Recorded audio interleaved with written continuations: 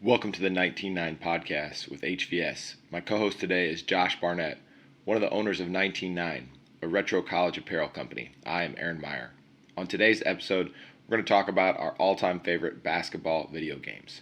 But first, Billy Packer knows what time it is. Tim, isn't it amazing when Michigan can keep this game to a 19-foot, 9-inch game inside that three-point line? It's all there.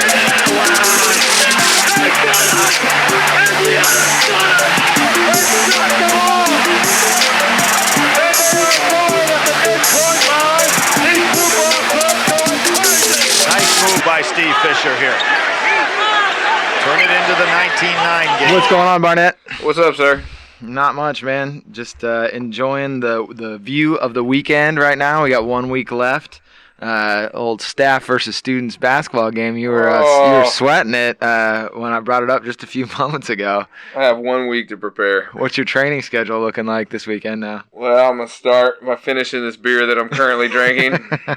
After we get done with that one, I'll probably go home. We're going to have a little bit of a pizza party tonight at the house, so I'll probably eat some more pizza. Did you have Stromboli for lunch today? I ate pizza on top of that, too. I had pizza down here with my son Knox last night. Yeah, it's bad. I might take a personal day on Friday. You're off to a good start, then. I might take a personal day on Friday. You know, it worked for Larry Bird. He used to drink beer, so... Yeah, because it's about the same talent level between me and Larry Bird.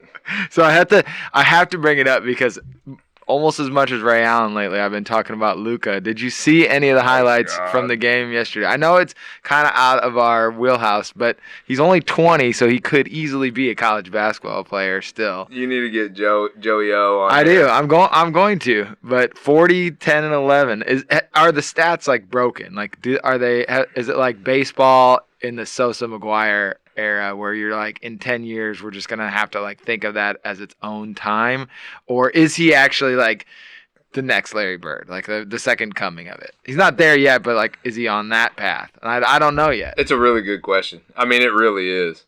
I murdered you for sending me that text. And my defense was the stat thing is just the possessions are up, the shots are up. So there's more of an opportunity to score. There's more of an opportunity to rebound. There's more of an opportunity to assist. So I do think there has to be some sliders put in there, adjusting to that. But there is analytics for all that. And it's not empty stats. Like, they're third in the West. He's awesome. Don't get me wrong. You kind of make me hate Luka because you love him so much. So it's just fun to like. You like Ray Allen though, and I'm all over that. Yeah, but that was before we knew each other. Like, you can't just like erase somebody's love for it. But you are altering my love for Luka. I'm stepping on the scale too much. Yeah, exactly. But he is awesome, and I do appreciate the forearm wristband that he is trying to bring back too. It looks terrible. Just terrible. Stay with it though. But you have to now. Yeah. You have to. You have to stay with it.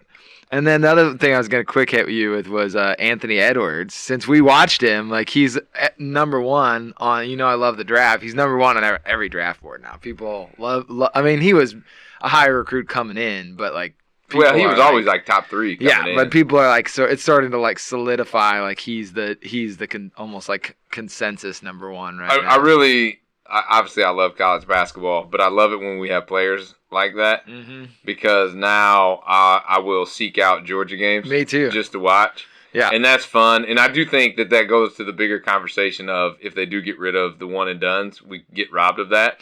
And I know that we can argue it all ways and, make your money, and I'm all for that and stuff. I just think selfishly from a fan standpoint, because I'm a fan. Yeah. I want those guys at least. Like Zion at Duke last year. Incredible. He was awesome. It was so much fun. So much fun. And we'll miss out on that. But, oh, shit. Almost knocked over the whole mic. We get robbed of that a little bit, and college basketball needs that. You know what I mean? It needs that talent infusion, even if it's just a young talent. Yeah. It makes it's easy to create those schools to root against too when they get the stacked classes, that automatically kind of can become the villain for the year. It's interesting. It's usually Kentucky or Duke, but it could be anybody. It is interesting. It's interesting that Kentucky model and that Kentucky mode. The model doesn't change. And Cal consistently gets those teams, but seeing how those teams gel is always just like an experiment. You know what I mean? It just really is. It's I like watching Kentucky because I just like following their progression. Yeah. I just like talent, man. Yeah. I just like to see talent. Me too. That's there. why people brag on me about the NBA, but I mean, the bottom line is it's the talent sometimes. The NBA is incredible. It's just the talent. Sometimes watching the talent just wins out. Where I'm just like, it's just more fun. Like the fluidity, the shots go in. You know, I watched the Hoosiers the other night. There's 7 minutes where they didn't make a basket. Like that's good ass defense. Yeah, right. It's incredible defense. That's Archie ball, buddy. UConn is not an incredible defensive team. That is not a true statement. I don't know. That one dude was throwing everybody's shit. They're fine. They're a good team, but not 7 minutes without a basket. That should never happen. You literally just described the last 15 years of IU basketball. There's always we'll go on an incredible run, and then it's like, I'll even send texts, when's this 6 minute drought about to happen? Now I'm getting depressed. They play tonight, though. I know. Nebraska. Fired up should get a W, hopefully. You'd hope so. Big Ten win. The mayor might have something to say about that, though. We'll see. That's a transition right there. I know. Well, I got something for you. All right. Well, I'm not giving you anything. It's not like a gift exchange or something. I already gave you some shorts down here today. But my dad came home from an RMN meeting that I had to miss because I had the kids. And that's RMN for all those out there. That's my Wrights High School booster club. Oh, yeah. And so I'm a board member on that with some buddies and some old timers. But Coach Adams came to it. You're an old timer, by the way. Yeah, I know. So these guys are really old. I hope they're listening. They probably don't even know what podcasts are or what 99 is or that I am even at these meetings. They're before the 99 three-point line. Yeah. So my dad came home. He's like, hey, Coach Adams had something for you there, but you weren't able to make it. And he pulls these beauties out of a bag. Whoa, incredible. My high school basketball shorts. And I'm like, okay, I'm like, yeah, like those are the ones we wore. I'm like, how does he know that these are mine? Yeah. And he goes, because you wrote your name. Shut up. No, listen, I'll show it to you. He's like, because you wrote your name and number and the tag when you weren't supposed to. Look at this shit. Oh, my God. Yes. Yes. JB number 4, big as shit on that. Wow. Oh, my God. Incredible. Still tied up, still, yeah, still rocking. This waistband's a little loose. Did you write your name and number on everything? Yeah, dude. Yeah. Are you kidding me? Still, hey. Hey, check my underwear right now. Oh, my God. Just kidding. I don't wear underwear. Yeah. It's overrated. Oh, that's good. So, no, I was fired up, especially from a guy that, or a guy that's part of a company that makes their, name known with the shorts and stuff. Yeah, that's a nice pickup. Cool to have them. Yeah, so I was fired up. I think he sold all of our jerseys for $5 to summer campers 5 years ago. But for sure. Coach Adams is a podcast listener. I found out. I told you about that message that he left me. Did I ever discuss that on the? I think I did. So yeah, pretty funny stuff. So thanks, Coach, if you're listening. I appreciate it, bud. Well, I know we do it at the end usually, but I want to talk a little just about what holiday stuff you got, because I think for me, I'm not an easy person to get gifts for, and I'm always struggling to get gifts for other people. And I think if people like sports, you can pick just about anything. There's you guys have such a wide variety at this point of stuff that you could get something, print out the page that the shorts are on and put it in there, and people would like it just because it's cool and different. But there's some stuff that you guys have to offer too if people are interested. Yeah, I think with the holidays and stuff, this last week and a half till Christmas usually is a very busy time because people are kind of filling their Christmas list, and people have gotten their big ticket items and electronics and all that mass produced stuff. And so if you're looking for something unique, something different, something that's gonna surprise somebody, our shorts and the shirts. I mean, I know you can get T-shirts pretty much anywhere. You can't get the shorts anywhere. Yeah. But the shirts you can get anywhere. But our shirts we try to put more meaning behind our shirts and kind of tell the story of college basketball and those teams and stuff too. So if you're looking for something unique, we're a kind of a one-stop shop for it, and we would greatly appreciate your business. Well, I did it last year with my nephew, and who's in high school, and it was fun because it was different, and then I got to tell the story behind it too. So it wasn't just like, here's a gift and it explained itself, which is nice sometimes too, or it's just something he wants. But it was like I wanted to be able to tell him where it was from and a little bit about it, because I don't see him a ton. But we always spend like holidays and we're playing video games and just like some other, things like that. And I have a chance to talk to him about like some basketball. You have a chance to influence him. For sure. That's a big part of it, right? And it's just like, you just enjoy that part of the conversation. So yeah, for sure. And just quick, I'll put a quick plug in that, when's this going to go out? This is going to go out on Monday, probably? Hopefully. Okay, so Monday, unless none of this is recording right now, which is very also possible. 100% likely. From now until Wednesday, which I believe is the 18th, it's free shipping and guaranteed delivery by Christmas too. Nice. So you can use the promo code HURRY, and we'll get you taken care of down here. Nice. All right. Moving on to the main topic for today, we're going to talk about video games. I mentioned that a little bit, but didn't know if you wanted to lead us off with just some general thoughts on video games. Were you a big gamer back in the day? I've always been a video game guy, man. Really? I mean, but always sports games. Okay. I never got into like your Call of Duty, but so much of that stuff came so much later. I mean, I like loved Excite Bike and shit like that. I'm dating myself now, but I mean, we were around. We were the generation. Like arcades. Oh, for sure. Yeah. For sure. But we were the generation that the arcade came in home on with the Atari. It did. I remember playing Pitfall with Atari. I never had an Atari. My buddy did. Please don't cough while I'm talking. It's going to screw up the audio here. Yeah, Pitfall and Frogger and some of that real basic shit on Atari. And I never had an Atari, but I actually vividly remember my mom bringing home a Nintendo and her bringing home Mike Tyson's Punch-Out for us. I in my mind, I still see her walking through the door with the Toys R Us bag, like a glow, and she was like, "Come here." It's like me, because my sister was into it too, which is hilarious now, because she doesn't give a shit about any of it, but up into that Mike Tyson point, we were just playing like Super Mario Brothers and all of I remember Duck Hunt. Oh, man. Crazy, right? Incredible. And then we had a notepad. My family's super competitive, especially me and my mom. Track of it. And we had like point values on a little like steno notepad that sat on top of the TV. And then I remember my dad coming home one time and he was like, "You're cheating at Duck Hunt." And I'm like, we're standing next to the TV. And I'm like, "How? No, I'm not." And he was like, "The TV has scratch marks." No, I was just rubbing that gun up against there, killing all them ducks, man. So I even knew how you were cheating. Absolutely. So yeah, ever since then, I mean, I love it. But usually it was football, baseball, basketball games. Pretty much ever. Yeah, I mean. I got various stages competitive too. I think the last stage we got a Nintendo Wii gifted to my wife and I, and we got into the Wii bowling. Oh my god! To the point where this is the first time I've admitted this out loud, but I Googled how to like bowl a perfect game on there and like perfected it. I'm gonna beat this chick.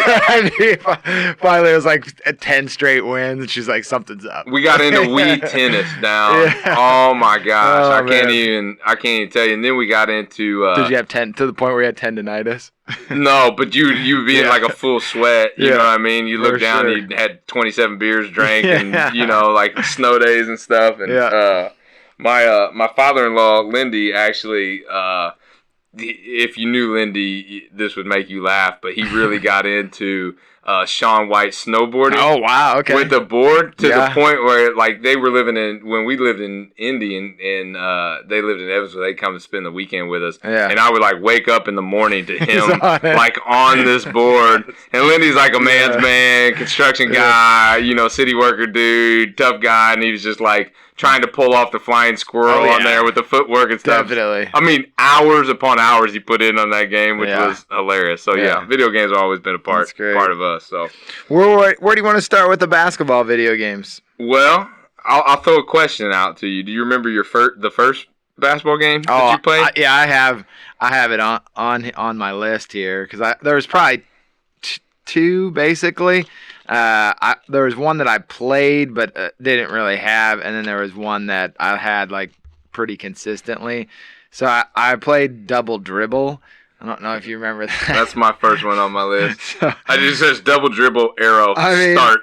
It was like it blew my mind at the time, but I was actually in one of our like coding classes at school today, and what they're doing in there is better than Double Dribble, which is crazy because it was just like my favorite part was like it went into like this dunk sequence and it was like and it just black and white, gray out. Yeah, like you're. But then you could miss them. You remember that too? And then like the next, if it cut real quick from it, you're like, oh shit. Yeah, so it wasn't even like the guy that you were. It was like not even close. Freeze frame. I don't even know. It like was a amazing. Photo strip. It was wild. Well, I'm gonna tell you what. You didn't play Double Dribble unless you know the sweet spot. I probably don't. No, I don't think I knew it. Huh? No. I mean, you're gonna get killed by our 31 listeners out there. Well, inform me. All you had to do is go down when you were going left or right. Yeah. All you had to do is dribble high up to the top left corner. Okay, yes. You could jump. Remember when you jump, you could hold on the button and you could turn your player.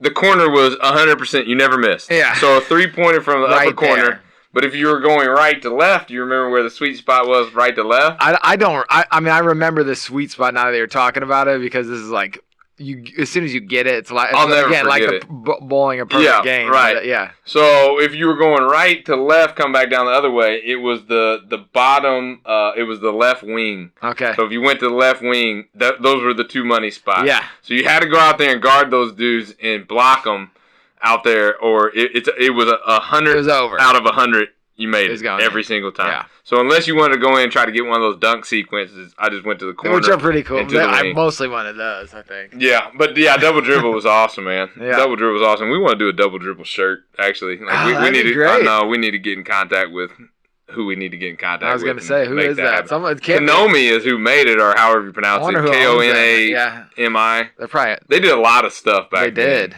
Yeah, they might have been Contra too. Remember Contra? I was gonna say, I think they are. Yeah, they did a lot. So hey, I don't know. We'll have to track them down, figure it out. So, all right, the second. Do you want to do the next one, or I got the next one? No, you can keep going. I'll just chime in. Next one I had was Jordan v. Bird 1-on-1. Yeah, see, I never owned it, but we played it a lot, and I cannot for the life of me remember who had that. But I remember that game was hard as hell. It was. I had it on the Game Boy. Oh, shit. Even harder. So it was brutal. Like those graphics had to be dog shit. We're talking all green because they didn't do color. It was just straight like green and black pixels, and it was intense. I don't know why. Like the weird thing about this concept is, and you might know, maybe I'm just. Shows that I'm out of date on video games, but like I like the one-on-one concept. Like, why don't they have just straight one-on-one basketball games anymore? Because I kind of like that. I don't know because I don't play video games anymore. Like I'd be into like Kobe versus LeBron, Luka versus Larry Bird. The only time I want to just like match up old school versus new school and just like play that. I have to play this like Lego crap with Knox now. Like in a few years that stuff's you'll fun. Probably get back into it. Oh yeah, for sure. Yeah. But we'll go up to Indy, visit my nephews, and all of them just beat my ass at like 2K and stuff. I get crushed. I get real mad at them. I'm like, you're withholding information. Yeah. How do you throw these alley-oops? Yeah. You're not telling me everything. Like, well, the worst part is I feel like a few years ago they had like if you put it on the easy mode, you could still sort of compete because most of your shots come in. Now it's like realistic. Like, if you don't know where to release the ball correctly, like it ain't going in. No kidding. It's harder than like real basketball. It is. Yeah, I'm like, wait, I would make that shot. See, so that was the thing with my buddies. Well, I used to grow up and just beat my buddies' ass in all these video games. I mean, just kill them.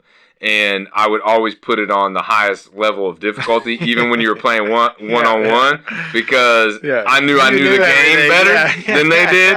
And so it wasn't going to give them like the gimmicky, long bombs and just stupid shots going in. It was going to be like more realistic, and I would just whack them. If you're playing someone that never plays, like I mean, if it's your buddy, it's one thing. But Josh Barnett. You don't care? Circa 95 didn't give a shit about any of that. You're just winning. Now, myself playing against my nephew, I'm like, put the shit on the easy level. Easy. What we doing That's part of their game plan. They're using my own medicine against me, man. They are. crushing you on that. I just remember the Jordan versus Bird had the 3-point contest and the dunk contest. Yep. Remember? I know. And the dunks were just impossible, like the kiss the rim and Statue of Liberty. Like I didn't own the game, and so I could never do it. And I feel like the 3-point contest was hard as hell too. I think the game was just hard. Like I didn't have a ton of games on my Game Boy, so I was like very like. I never saw it on Game Boy. It was important to like can't imagine. Like to select what I was going to play. So when I selected one and it was not good, it was devastating because I'm like, man, can't go back to the well and ask your parents for another game. They're not getting me a different one. Yeah, like, exactly. Mom, this game's hard. Could you give me something else? Mom, you're either gonna have to give me a new game, or you're gonna have to show me how to pull off this Statue of Liberty windmill dunk shit. Like, could you please? There's 2 options here, Mom. No Google available at the time. That's hilarious. All right, so we had 2 Nintendo games to start off. You got anything for Sega? No, I don't know that I had any Sega games. What? I know. You didn't have a Sega?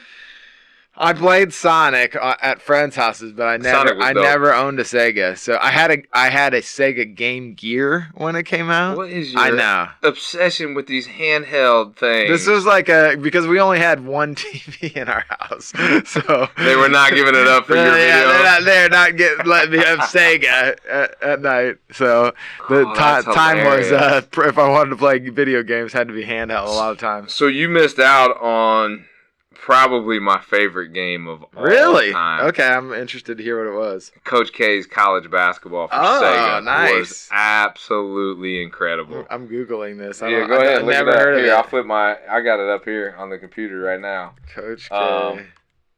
It was just incredible. Like, the graphics were incredible. You played... Wow, that looks nice. I know. It's not bad. And this was like early 90s, so you had like Moten for Syracuse was a monster. You had Stoudemire at Arizona. That was always my team, was Arizona. But you could get the crowd going, so the crowd could swing momentum. You can get it for $21 on Amazon right now, just so you know. That's a steal. I still have it, though. Oh, nice. I have my original. Never mind then. And the Sega. And I did break that out. Man, it had to have been 5-6 years ago, probably, at my parents' house. I'm like, man, I'm going to see if this works. I plugged that game in and played it, and I was so terrible at it. Nothing came back to me. That's devastating. Nothing came back to me, but the graphics, just seeing the graphics and the cheerleaders and the dunks and... I mean, this is like EA Sports at its peak to me, man. Nostalgia. Like, oh my god. Yeah, you guys probably could do just like a straight video game line of just different video games. Something about the pixelated players on there, just like yeah. And as bad as like the graphics are now, the crowd would like hold up signs and stats would flash up, and they would use the. They used the CBS graphics, so like the same stuff that you would see, and oh man, well, just to have a crowd, that's a giant leap forward. Huge step. They had cheerleaders, like I said.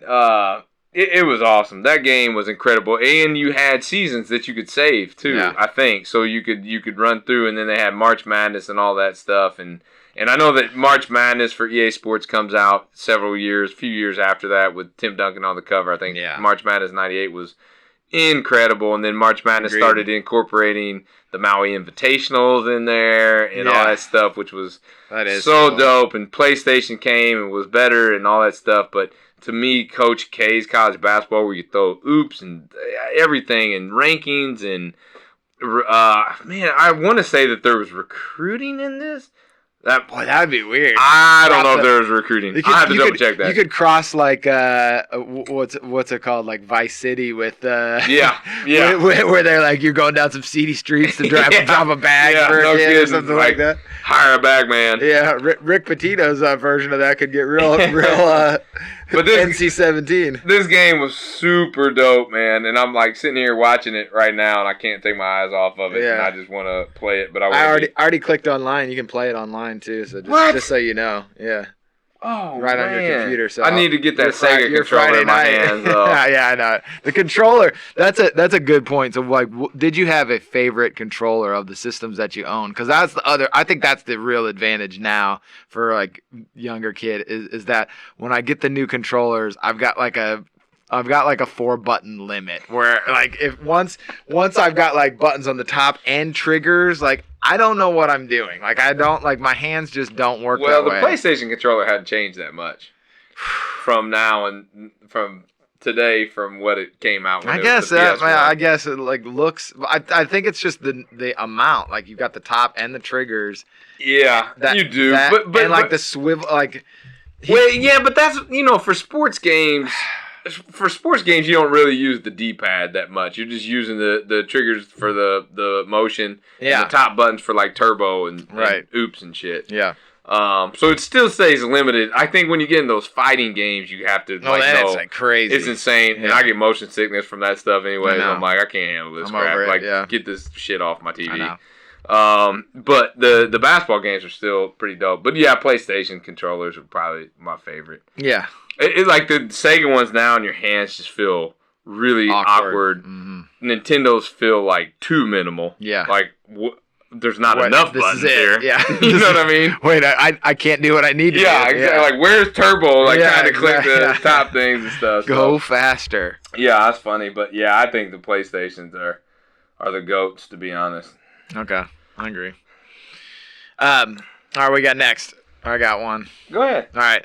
Should I do all-time favorite? Because I think this one's my all-time favorite. Sure. All right. All-time favorite. I think this one changed the way I thought of video games. So it was just when I saw this, it was like, oh, okay, this is just paradigm shift. NBA Jam was just, I mean, it just was like NBA Jam arcade version. Arcade. Yeah. Okay. Yes, you gotta be specific. Yes, I'm walking into the arcade. Like I've never seen, because usually when I went to the arcade, that's where I did want the more like immersive, usually, or like because you just want the bigger screen. Yeah. You want the and then I didn't play a lot of sports games there, but NBA Jam came out, and I was like, oh my god, this is incredible! Like I loved the different aspects of it. It kind of sports centerized the gameplay too, because they had the little catch phrases like he's on fire, and I was super into Sports Center at the time, so graphics were pretty dope. Fat heads. Yeah, you could see the play. Like now, the kids. I was even watching. This was in that same tech class. They were googling old 2K cover things and looking at the graphics and like ragging on the graphics. Like, oh, I'm getting the 2K. It looks terrible. But like, this was like the first time I'd ever seen a player's face in a game and been like, oh, that could be that guy. Right. It just was different. I always remember, I got a confession to make. I was not an NBA Jam guy. Never have been. Oh, my God. I know. Heresy. I know. And I think it's because I never got to go to arcades. Like, I never went to arcades. That could be why. So, I never, I knew of it. Because it was a, experience to play with someone, too. Because it's the 2-on-2, you really feel like you're playing against someone. Oh, for sure. And had it been at, like Taroni's always had video games, arcade games, but it was like Ninja Turtles and stuff, which was dope, and Avengers, which was also dope. Yeah. And I used to spend hours on those where my family was there, playing. Eating. And if that would have been NBA Jam, I would have been all over it. Yeah. But I never went to the mall to go to the arcade. Yeah. I just missed out. I don't think I had an option. I don't think that was in my parents' wheelhouse. Yeah. But I do remember I thought that it was cool that you could unlock Bill Clinton. Yep. George Clinton. Yeah. Remember that? Oh my God. You could of course unlock the Phoenix Gorilla was one that you could unlock, and there had to be several others. There's probably a million. And I thought that was so cool, but then I was always like, man, do you have to spend $50 in quarters to figure out how to unlock these guys? Like, how do you play with these dudes? And yeah, so I was never an NBA Jam guy. I just wasn't, but I respect it for what it was. It was just, I think, and even the dunks too were just kind of super novel. Again, now with YouTube where you see these crazy dunkers, I'm always blown away by these guys. But that was the first time I'd only seen dunk contests, which were always fun because that was right in Jordan's heyday. But then to see people doing flips, it just kind of blew your imagination out. Could somebody do that? You just didn't even know what was possible then. And something as a kid just kind of hits you. So, my next one was gonna be 2K. the original 2K on Dreamcast. You ever play on Dreamcast? Oh yeah. So Dreamcast was like a real step forward when it came out, and then just became obsolete. Yeah, like really quick. Yeah. Because then your PlayStation 2s came out like really quick after that, and your Xbox came out. Yeah, and it pretty much just annihilated the Dreamcast. But the Dreamcast often gets overlooked as the one that kind of bridged that gap between the first generation consoles and then that second generation console that just like upped everything. Yeah. But the Dreamcast was first to market, if I remember right. Yeah. And it had NBA 2K and it had Iverson on the cover. And it was my freshman year at IU, so it was your sophomore year at IU. Correct. that came out. And I attribute 2K on Dreamcast to my 1.8 GPA at IU my freshman year, because my neighbors had it, who also happened to be from Evansville, who we didn't know going up there. Oh my God. And we literally spent hours upon hours upon hours playing an 82-game season, making our guys on there, playing it all the way through, real NBA rules, 12-minute quarters. I mean, we were like fully immersed into this stuff. And I'll never forget, it traveled with us too. So we took it down to spring break down in Florida with us. And my grandparents had a condo not too far from Panama. So we would stay with them, then we'd drive into Panama. And so we're playing, and I think we are the Raptors, I think was who we started our season with.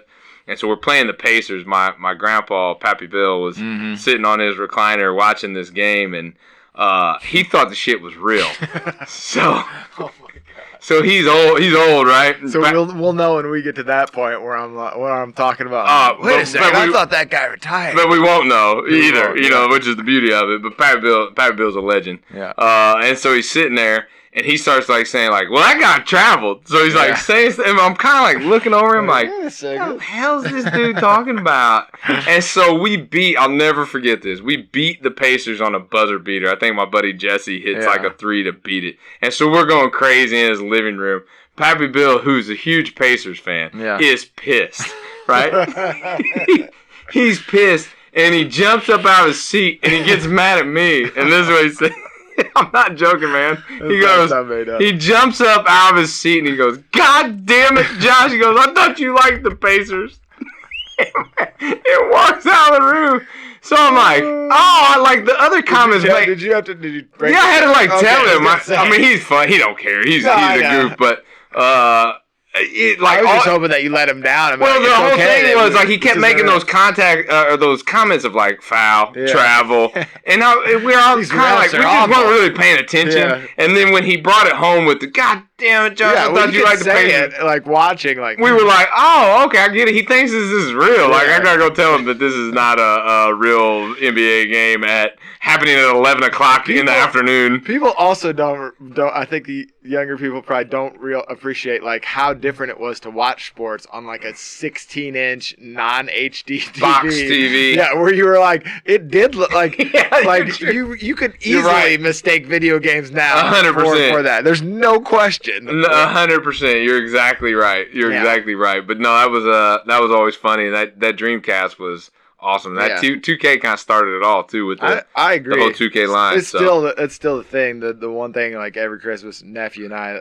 line up. He always gets the new 2K, so he breaks it out. My nephews too. Yeah, I boot it up and play along with him once he there's like a 12 gigabyte download now or whatever. I know. I remember too the big deal with 2K, which you could see Iverson's tattoos. Oh yeah. So it was just like, what? Whoa. This detail is insane. Well, like only the strong survive. Look, it's right there on his arm. Well, now they like update the shoes even like mid-season, so it's funny too because I was talking to my nephews on the 2Ks now, and like somebody gets hurt in the NBA, and if you're playing in the season, they'll take them out or whatever, and I'm like, what? I'd be mad, pissed. Man. And I'm sure that there's like ways to stop it, but it's just amazing because it's all the internet. Yeah, it's all just there. But one thing we haven't talked about is the reason for this blog or for this podcast was the likeness stuff. Remember when that came through? That kind of was what spurred it. And I almost brought it back up because when you talked about the Coach K stuff, I was like, I wonder if there'll be a renaissance in those games because all those guys are going to want to get back into that. And I'm pretty sure Ed O'Bannon and Charles O'Bannon, well, Ed O'Bannon's the one that filed the suit or whatever. I'm positive he was in Coach K's college basketball. I'm positive it was within those years that he was there. It's right in that time. And I think he gets a bad rap. I think what he was trying to do was just. Yeah. And I think that people don't like it because it took away the EA Sports football games, basketball games, and everything too. Legit. I mean, if you take something away from people that they love, for sure, they're going to be mad at you, no matter if you're trying to do the right thing or not. But see, with the internet now, though, and those fans and those guys that can do so much with it, is even if you didn't use likeness and you just use QB1. QB2. You can didn't do anything. There's all that, like that last NCAA football game that came out. People still play that. Yeah. And there's people out there that update those rosters every year. It's going to be so much better. I mean, and that gets back to saying what you were. It's like it just seems like, I don't know. You just feel it'll flip the other way. You'll feel better as a fan. Like these guys are. Not only am I getting to play with the guys that I love, but I'm also like, they'll get some some money out of it. Like what's all right. What's funny is same scenario. We were down visiting Mayor Bev and Papa Bill down in Florida, and I was with my brother-in-law and my family this time. Yeah. Rainy day, tropical storm coming in. And so we had to drive like 35 minutes into Panama to the Walmart to get the new NCAA football. Nice. My brother-in-law Dave had money because he just started working. I was still in college. I'm like, man, go get that game. Let's go get that shit. I'll go with you. And so we do it. Well, while I'm there at Walmart, pick up like a Lindy's magazine, or Asplin Sports or whatever. Yes. Go through. He's like over there talking to my sister, hanging out or whatever. I take like 4 straight hours and type in everybody's name for the whole game for him. Jesus. And I never forget. This is pre-internet. Yeah. And so Ontario Smith was one of my favorite players. He transferred from Tennessee. He's the guy that was famous for the Whizzinator. Okay. That got caught, fake pissing in the thing, the drug test thing. But he transferred from Tennessee. I was a huge Tennessee football fan to Oregon. And that's when I found out that Ontario Smith had transferred to Oregon because I had no idea. Wait a second. I'm like, what? And then the Dutch just became my team, and we played that stuff for hours. That's awesome. I miss those days, man. Yeah. We had the reverse of that, too, with Michael Jordan disappearing from all of the games. Like all of a sudden he was poof gone. He wouldn't be on any of the officially licensed stuff. Like NBA Jam was Pippen and Horace Grant. You're like, wait a second. I was just happy with Pippen. I didn't even care. Yeah. But you lose some authenticity. Yeah. But he does reappear in NBA Street Volume 2. Really? He comes back. And I remember because I don't know that I played that either. What? I know. What system was that on? PlayStation 2. Okay. Dude, this is how big of a nerd I was for this game. We were in college. This is probably our sophomore, junior year of college. Okay, I'm looking at the graphics. I do remember playing I didn't have it though. I would put my PlayStation 2 with NBA Street into a backpack and I would carry it around party to party in college. Shut up. Not joking. And so we would chill at the party, hang out for a little bit. And then I'd find somebody there, or a buddy would be there, and everybody knew I had it. Like, hey, let's sneak off to this room and let's plug this in. Let's get this like, going. that's how big of a freaking nerd that I was in college. Was like, man, screw this party. Like, whatever. Let's go up here and get into the NBA Street. But before you knew it, we would have half the party in there watching NBA Street. Yeah, they had like Rucker in it. Oh, that game was incredible. They had 3 different Jordans in there, 85, 96, and 2003 Jordan. Which one did you play with? All of them. Yeah, extensively. That's fine. But our my buddy Brian Vogel, who does our graphic designs here, who I got to have on this pod. I feel like I say his name on here as much as you say Ray Allen's name on our pods. You do. But he's got a nice name to say though. Yeah. So he's the biggest Jordan fan that I knew growing up. Nice. And so he would always play with Jordan, and he didn't know what he was doing, but he would just he would have Jordan doing like a Jordan-esque move that nobody else could do, and he was so proud of that, and he was really controlling it. Yes. You know what I mean? But yeah, man, we spent hours and probably missed out on countless girls and other things at these parties because of NBA Street. And if I had to go back and do it all over again, I wouldn't change a single thing. That's good. That is awesome, man. Well, I didn't have any others. I think we covered everything that I had down. Did you have any other games that you were like? I'm fearful that we're missing big ones. I'm sure we are, but I think just video games are one of those things. Like I don't know if you played any online, but I think there is a difference. Like that part of video games now, and I know this is like old man on the porch a little bit, but it's just like the cool thing is you never would do that now. You would just have been at your house, logged online, and just been playing. You never would have gone to someone's house. So there's something like, even though it's like not a real experience as like playing basketball, there's something more authentic about like you lugging that to somebody's house, plugging it in. I know it sounds kind of lame, like even saying it, but it wasn't in the moment. Like it felt different. Like, but like EJ goes in games now. Yeah, EJ, our employee down here who just left. Yeah, but I'd love to get him on this pod about video games. Yeah, we should. I'd be curious. I just want to make fun of him. Yeah. But he goes to these houses now, and they do this gaming stuff. He'll go to someone's house. He'll go to their house, but there's a but to that. They're playing against like someone else. They're playing against other people, but they all just put their headphones on, and like are facing different directions and not interacting. Yeah. And if they interact, they're interacting through like the microphones with every like. But that's a generational thing. No, and if you're enjoying it, so to each their own. But I think there is like.